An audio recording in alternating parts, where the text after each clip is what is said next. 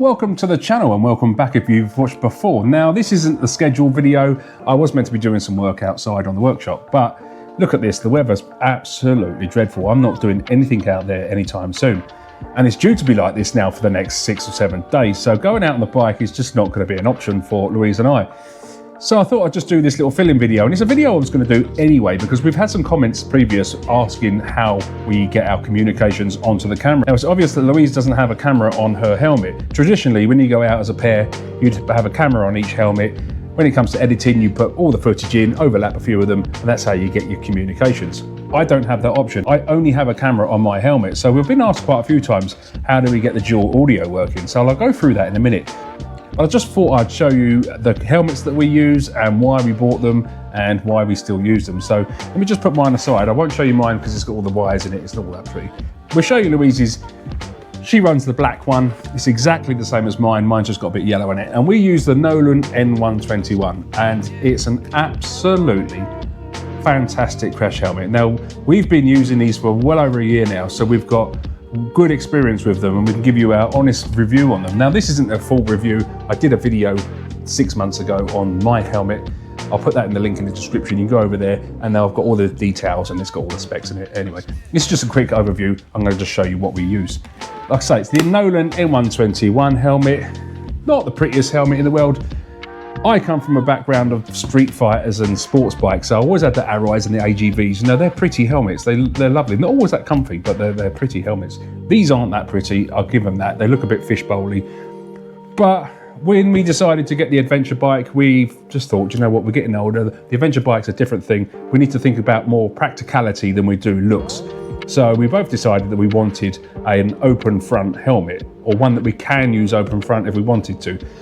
More for me because I like having the helmet back. I like having it open, especially in towns and traffic, and especially for Louise. Now Louise, as much as she loves being on the bike and she loves going out on her bike, she does suffer a little bit with claustrophobia, and the helmet doesn't help. So having the flip front on there gives her the option that when she's just feeling a bit sort of tense or the small space is getting to her, she can just lift that lid up, flick it back, and then she's got a whole face in the open air. So it really does help Louise in that respect. But they're an amazing lid. Now, the reason I like them so much, apart from the comfort on these is, I got to give it a 10 out of 10. I've done thousands of miles on these. I've been to France and I've toured on these a couple of times, and I've never once thought, got to get this helmet off. Previously, I had a helmet which I bought off eBay. I can't remember the brand anyway. It was horrible. It was only a half-lit helmet. When you pulled the chin bar up, it just flipped up to the halfway up. Terrible helmet. I couldn't ride with it up because it wasn't dual homologated. It wasn't legal to ride with it up. You couldn't ride with it up anyway because of the wind drag on that chin bar. It was horrible. But the worst thing was it gave me pinch points. So I had pinch points on my forehead here and on the top of my ears. So after about an hour of riding with it, I had to take it off. It was horrible. So these Nolans are completely the opposite. They are so comfy, if not a little bit ugly. But the real reason we bought them, like I say, is because of their positions you can use them in. So normally Louise rides with it closed like this, just as a normal crash helmet. But you do have the option on the front there. If I show you on this camera here, there's 2 red pins there. They're pinch pins. So you just pinch them like that, and then the helmet will open. And that's really easy to do with your gloves on. Some of the helmets we tried on when we went to try these, I mean, we went to a place called Helmet City and we must have tried about 50 helmets on. Some of them looked great, were uncomfortable. Some of them were brilliant, but the action to open them was awkward, especially with gloves on. The Nolan didn't have that problem. So again, another real good selling point for us. So yeah, you just pinch that and you can wind that chin bar all the way to the back. Now, not only does it lock in the back position there, it's well out of the wind, so you get no wind drag on it. And a really good feature as well, like my old helmet, when the chin bar was up, the visor stayed up with it. When the chin bar's back on the Nolan, you can still put the visor down and use it as a open face helmet, like so. And also, apart from having a great visor on there, it's got the pin lock in, so it doesn't fog up, so it's really good. You've got the internal visor here. I don't know what they call these. I call them pilot visors. I think they look really cool. But if you look there, that just pops down, a little button on the side. I'll show you that camera there. It's tinted black, it's legal, and it's absolutely brilliant. There's a little button underneath there, a little release button. So as soon as you press that, it flicks up. Very easy to use with your gloves. Now you really do need that. Really, we were going to go for the traditional adventure style helmet which has a peak. Unfortunately, I chose not to use one of those because I've borrowed one before, and when you're on the motorway, the wind drag on the peak was a nightmare. Great for the sun, keeping the sun out, but for everything else I didn't like it. These give a good alternative with that internal visor. So if you're in town or wherever you are, just pull the visor down. It's dark enough that it keeps that sun glare off. So yeah, having those three positions, open, sort of an open face with a clear visor, open with a black visor down, or closed, it's just an incredible piece of kit, and it just ticks all our boxes and suits every need for us. So an amazing lid that we use is the Nolan N120-1. Now, as far as communications go, and I've had a few different versions of this, so this is the best setup that I could find, and it works really well for us. As I say, it just means Louise hasn't got to have a camera on her helmet. So ignoring all the camera setup and all the microphones, on a basic level, we use the Cardo Spirit here. So we got the Cardo Spirit. It's the very basic one they do. I think we got two of them for about 90 quid. And I'll tell you what, they're absolutely brilliant. We've had a few connection problems in the past with the app, but that's probably more us than it is the Cardo. We use those to communicate with each other when we're riding, and we also use it to listen to music when we're not communicating with each other. So they're a very good piece of kit. The headphones inside, they do fit into a little slot that come with the Nolan N120. You can take the little bungs out and replace them with the Cardo headphones. So they don't sit in the helmet and hurt your ears or anything. They're their own little pockets. The headphones that come with them aren't all that great. You can upgrade them to JBL, I think it is. I haven't done it yet. It's good enough for me. But with these helmets, they can be quite noisy with the wind. They're not like an Arai where you can shut all the wind out. And you have to accept that when you've got a modular helmet, you're going to get quite a bit of wind noise. So it can be a little bit of an issue sometimes with the Cardo. You've got to turn the volume up. So you can upgrade the speakers. I haven't done it. I just don't see the point really. So yeah, that's how we communicate. We've got the Cardo Spirit. Really, really good piece of kit and great value for money. And again, we've had these for about, well, just over a year now. We charge them every time that we come back home when we're out for a few hours, and we've never had an instance where they've run out of battery. They seem to last for about 4 or 5 hours. They must do, because like I say, we've never run out, and we've never been out longer than that.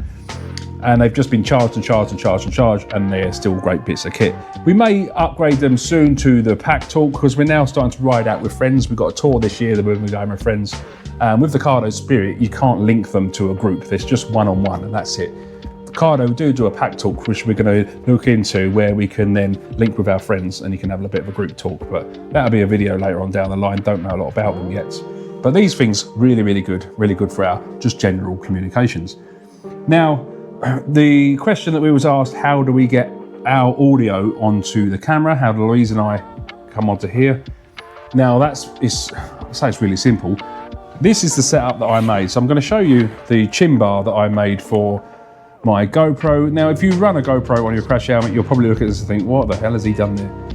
But it's very, very difficult to get a setup for a flip front helmet, purely because we've got this chin bar button here. That can't be obscured.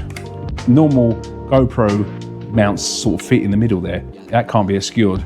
So basically what I did, I had a bag full of GoPro mounts, and I just made a bracket using, I don't know, what, 1, 2, 3, 4, 5 bits of different mount there. So if you have a look, gosh, you might not be able to see. It's just bits of GoPro mount that are stuck on with the 3M pads that come with the GoPro, and it's just enough for me to get that GoPro in the right place without it being obscuring my vision sort of here, you know. And it's a very hard thing to show you really, because it's all made out of bits and pieces, but it's worked for us now for about a year, and I've got no issue with it, and it's never come off. It's on there. The pads you get with the GoPro are absolutely solid.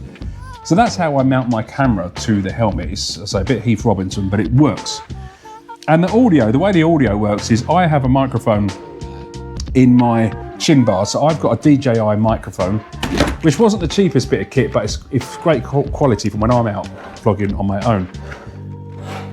I'm not going to be able to show you it because it's tucked deep inside the chin bar, but just up in here, I do have a lead there, and that goes round right up inside my chin bar there. That's the DJI mic in there. That picks up my voice. So from the DJI mic, it comes up to the helmet here. Usually it will go straight into the back of the GoPro. If you're just vlogging on your own, that's all you need, your voice into the GoPro. I want to pick up Louise's voice. So the difference I've done here, I've got a 2-in-1 TTRS splitter. So I can now run my DJI mic into one side of the splitter, and on the other side to pick up Louise's audio. I can't show you because I'll have to take the helmet apart, but basically what I did, I bought another DJI mic, a separate one, and I've run that round the helmet. You can see I've got some tape on the side of the helmet here. It drops down inside the helmet here, and goes up to one of the speakers on the Cardo. Now the reason it's run on the outside is because, again, it's that problem with the flip helmet. If I run it on the inside, it'll get trapped somewhere. So I've had to run it on the outside of the helmet there. Tape's cut and I've got to redo that.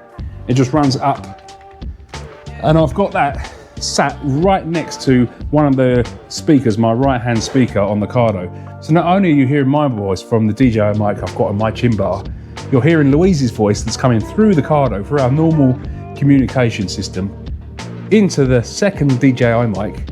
It runs down into the splitter, and then that splitter, the 2-in-1, goes into the back of the GoPro. So you're getting my voice from the front, but you're getting Louise's voice from the Cardo. And that's the best we can do at the moment. And if you watch the videos, Louise's audio is not that bad. Every now and then it's a bit crackly, but it's not bad. It's good enough for vlogging. Eventually, when she's got more confidence and passed her test, and she's able to have a camera on the front of her helmet, we'll do vlogging like that, and the audio will be a lot better, and you'll get to see what Louise sees when she's riding. But for the time being, we're just going to carry on like this. So that's how we put the audio onto the camera. Very, very simple. So I hope that helps, and I hope I haven't rambled on and confused you, because sometimes when I'm making these videos, I confuse myself. But yeah, it's just a great little fill-in video while the weather's absolutely dreadful. So I'm just sat at home now. I'm going to finish my cup of coffee. And over the weekends, I am going to do some filming in the shed. If you watch, I think it's the last video I put on, I'm building a dream workshop. I'm moving up to one of my big sheds up the garden, and we're going to turn that into an amazing motorcycle workshop. So join us in that episode. There's going to be a couple of episodes where I'm building the workshop, and then thereafter, all the bikes that I work on when we're not out riding will be done in there, and we'll try and make some cool projects and just muck around with bikes in general. So yeah, thanks for watching. And if you enjoyed our video or enjoyed our videos in the past, don't forget to hit that subscribe button and the thumbs up, and hit the notification bell. That will tell you when more videos are coming up. And in the meantime, I hope you all guys are well and you're not getting too wet out there, and I'll see you in the next one. Cheers.